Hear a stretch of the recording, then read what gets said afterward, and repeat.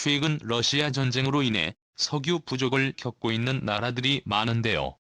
한국도 위기에 봉착할 뻔했으나 이 위기를 한국은 쉽게 극복했다고 합니다.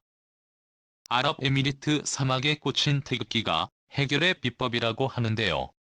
영국 총리나 미국 대통령도 해결하지 못한 이 문제를 쉽게 해결할 수 있었던 한국의 비법에 대해 지금부터 자세하게 설명해 드리겠습니다. 우크라이나 전쟁 도저히 합의를 보기 어려울 정도로 최악으로 치닫고 있는데요. 미국은 러시아를 경제적으로 압사로 하겠다는 마음을 먹고 세계 국가와 공조를 강화하고 있습니다. 하지만 무서울 것이 없어 보였던 미국도 내심 긴장하고 있는 부분이 있었는데요. 바로 러시아가 보유하고 있는 막대한 천연가스와 석유입니다. 사실 러시아가 전쟁을 지금도 계속 수행할 수 있는 이유 중 하나가 바로 천연자원입니다. 특히 에너지 영역에서 아직도 사용되고 있는 탄소 기반 자원을 대체하기 어려울 정도로 지금도 큰 영향력을 미치고 있습니다. 러시아산 석유는 특히 많은 국가들이 찾는 자원으로 상당 부분의 석유를 생산하고 있는 중동 국가들에 비해 저렴한 가격이라 미국도 러시아산 소비를 종종 이용할 정도였죠. 그런데 러시아에서는 석유 자체를 틀어막는 초강수를 두었기 때문에 전 세계 국가 입장에서는 상당수의 석유가 사라지는 사건을 겪게 되었습니다. 석유가 있어도 석유를 수입하지 못하는 상황인 것이죠. 러시아산 석유는 그림의 떡이 된 것입니다. 러시아와 지금도 고려를 계속하고 있는 중국이다.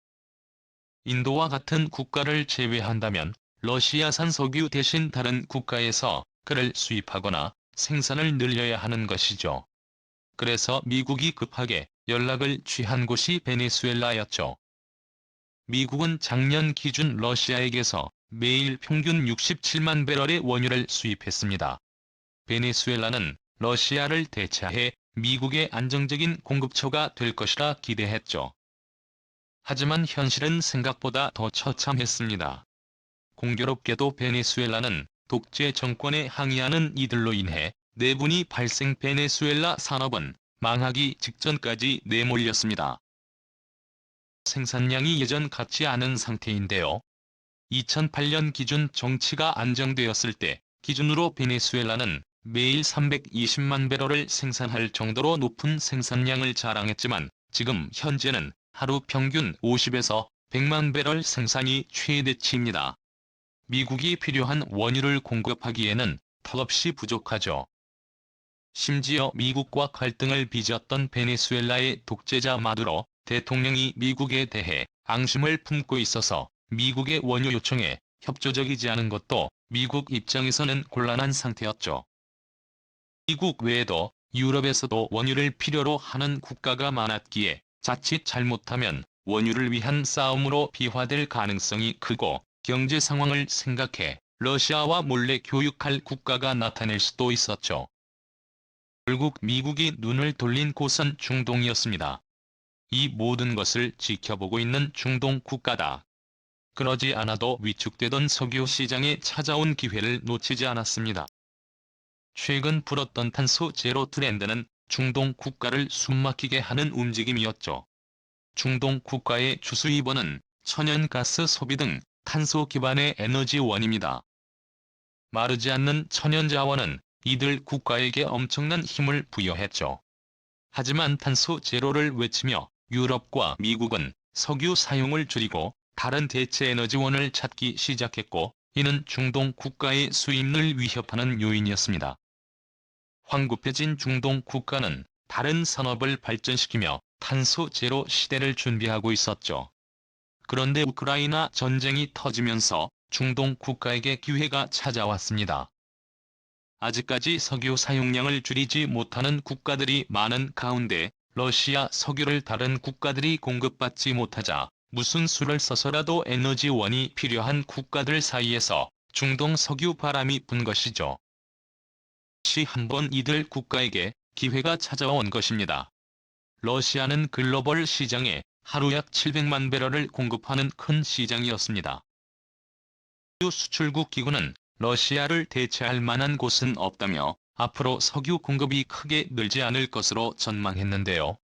미국도 오펙과 같은 결론을 내면서 다급하게 중동에게 애원한 것입니다.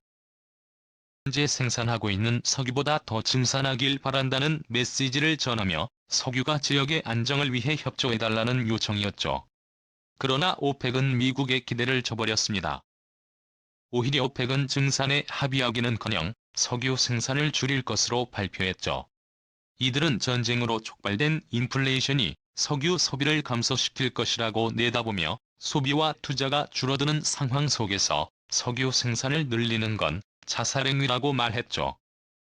베네수엘라를 비롯해 다른 국가들의 원유 증산을 믿고 있었던 국가들은 앞으로 떨어진 자원 공급 부족에 직면하게 되었습니다. 하나도 러시아 천연가스에 많이 의존하던 유럽은 러시아 대신 수입해올 석유 확보에 열을 올리게 되었습니다. 제일 먼저 나선 곳은 영국이었습니다. 보리스 존슨 총리는 오펙의 주요 국가이자 증산 능력이 있는 아랍에미리트와 사우디를 잇따라 방문 증산을 간곡히 요청했죠.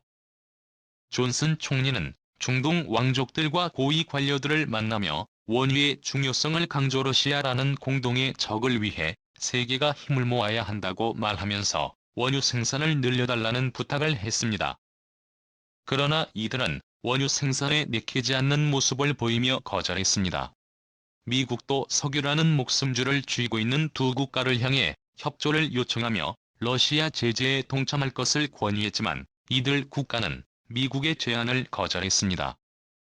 사우디와 아랍에미리트 입장에서는 통쾌한 상황인데요.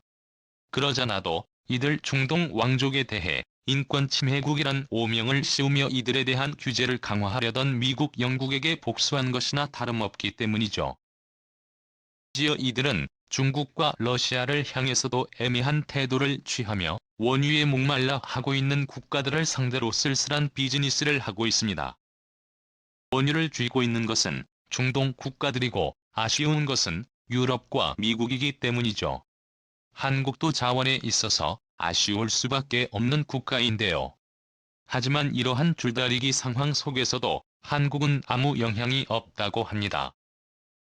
이유는 증산의 키를 잡고 있는 아랍에미리트가 한국의 라피크이기 때문이죠. 라피크는 한국어로 사막의 동반자라는 뜻인데요. 둘도 없이 친한 친구 같은 뜻의 공유하는 소중한 일을 지칭하는 단어입니다. 에미리트는 한국에게만 증산을 허용하는 등 석유 자원을 마음껏 가져갈 수 있게 배려하고 있습니다. 다시 말해 다른 국가와 달리 자원에 있어서 급한 상황이 아니죠. 한국은 아랍에미리트와 각별한 인연을 이어오고 있습니다. 이들에게 바라카 원전을 제공한 것도 한국이고 지속적으로 특전사 부대인 아크 부대를 보내면서 군사 교류를 한 세월이 있죠. 심지어 한국의 우주 기술까지 배워갈 정도로 유대인은 한국에게서 많은 혜택을 받았습니다. 한국도 UAE가 요청한 건에 대해 성심성의껏 도와주는 모습을 보이며 다른 어떤 것과도 다르게 끈끈한 정을 이어갔죠. 우리가 가장 중요하게 생각하는 석유 자원도 한국에게는 특별 대우라고 지칭해도 좋을 만큼 아낌없이 지원해 주었습니다. 이를 알 수 있는 것이 한리바 유전입니다. 산유국인 유엔은 한리바 유전 개발 사업을 벌였을 때 미국과 영국 등 세계 유수의 기업이 뛰어들었음에도 불구하고 한국석유공사와 손을 잡았고 한국이 석유를 생산할 수 있게 배려해 주었습니다. 결과 한국은 한리바 유전에서 하루 3,000배럴을 생산할 수 있게 되었고 이 원유는 고스란히 한국이 이용할 수 있게 되었죠. 원래는 한리바 유전도 오펙의 감시에 놓여 생산에 제한이 걸렸다. 이는 특별히 한리바 유전에는 생산 제한을 두지 않는 혜택을 주었습니다. 석유 부족으로 인해 다른 국가들은 증산 요청을 해도 거부했던 석유에 유예 있는 한국에게 아낌없이 지원한 것입니다.